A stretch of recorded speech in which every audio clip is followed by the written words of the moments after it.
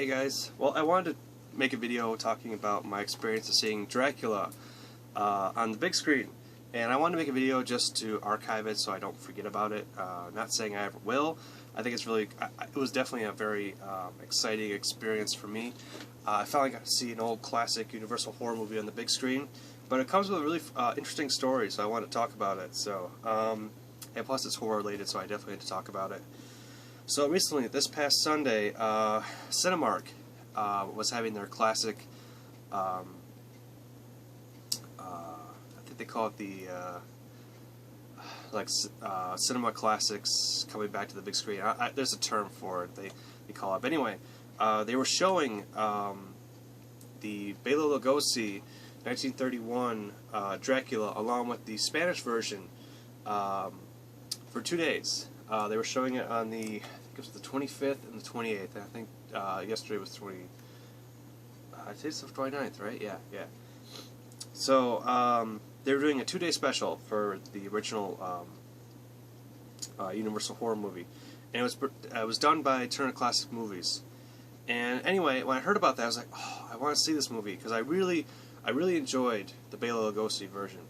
And the Blu-ray set I have right now also contains the Spanish version, which, honestly, the Spanish version is actually better. Most people will agree. But anyway, there's a really interesting story about it. In fact, where did I throw, I think I might have threw the, I have a, let me see if I can find it. Did I throw it over here? Because I gotta show you guys. By the way, in case anybody's ever wondering what I do with my old ticket stubs, I put it in a photo album. So every movie I go see and stuff, I throw the ticket stubs in this photo album. I actually have another one filled up, and it helps preserve them a little bit better. So, but anyway, let me find the tickets. This was actually a little surprise for my dad. My dad is retiring tomorrow, actually. Tomorrow's his last day at work. And I wanted to give him a little retirement present, so I told him, hey, I got into movies because of my dad. My dad is also a movie collector, and he loves watching movies. And I wanted to surprise him and say, hey, let's go to the movies. So, so here's our ticket stub. And anyway, interesting story behind it. I bought these ahead of time, a few weeks in advance, because I was like, you know what?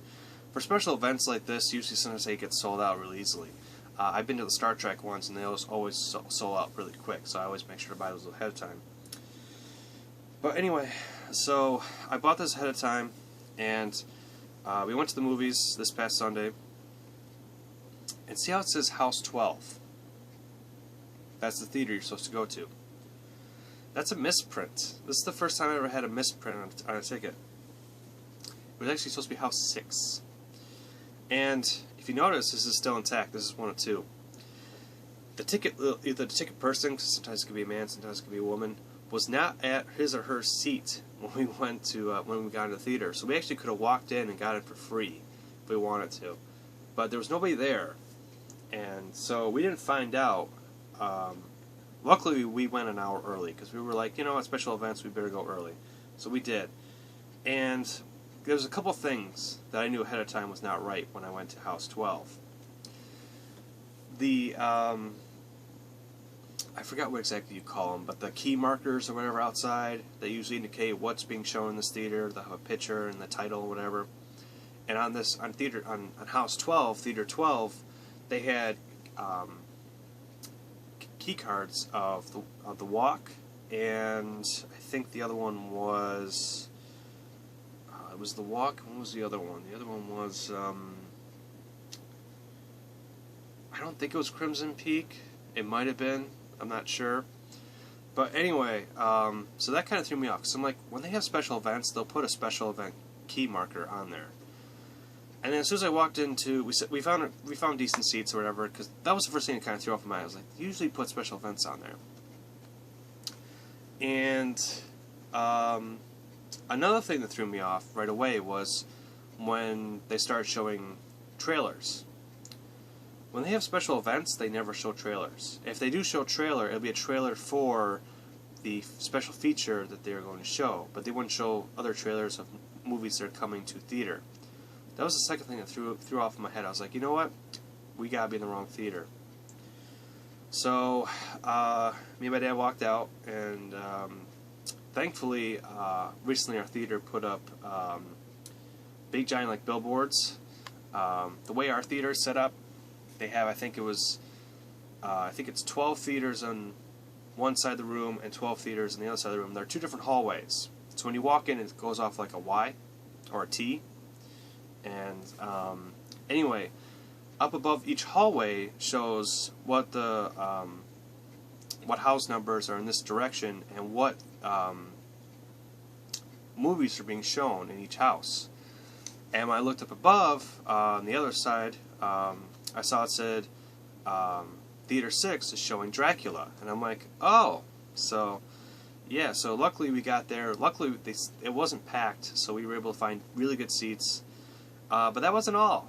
When it officially started, they had picture but no audio.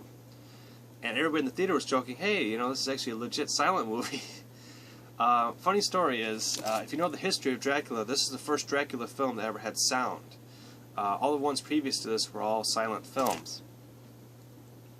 So anyway, we had to call the manager up, and the manager said, oh, we'll just restart for you, we'll take care of it. This is not the first time I've had this problem. When I went and saw The Expendables 2 a few years ago, they started the same thing. The movie started, no sound.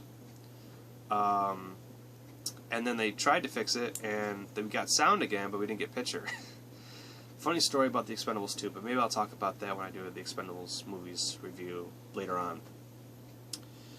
But anyway, so we finally got it going and stuff, and the sound was finally on, and overall the picture was great. This is not the first time I saw Dracula, but I just thought it was really neat. I got to see it on the big screen, fully restored in 4K. I like the introduction with Turner Classic Movies, talking a little bit about behind the scenes. And one thing that was very interesting. Now, I knew, of course, ahead of time they were doing a double feature, so I was like, oh, I was super excited because I get to see not only the English version, but the Spanish version too. And of course, I have both, like I said, on Blu-ray, high definition. I have them, so they're neat. But I was like, oh, sweet, I'm going to see both. Well, when they did the intermission for it, about 80% of the people in the theater walked out. So basically, as soon as the Spanish one came on, about half the theater, more than half the theater walked out. I'm like, really? Do you guys not realize the Spanish version is better? I guess a lot of people, I guess, don't like reading subtitles. I guess foreign movies for some people is just not a thing. For me, I love foreign films. In my opinion, it's always way better to watch a foreign film with its original language and then just have your language in subtitle form. I always think it's just so much better. It's the way I watch anime. It's the way I watch any type of foreign film. I always watch it in its original native language with subtitles. The only time I changed that rule is when I watch the Studio Ghibli films, because the English actors they pick are phenomenal voice actors and just phenomenal actors in general.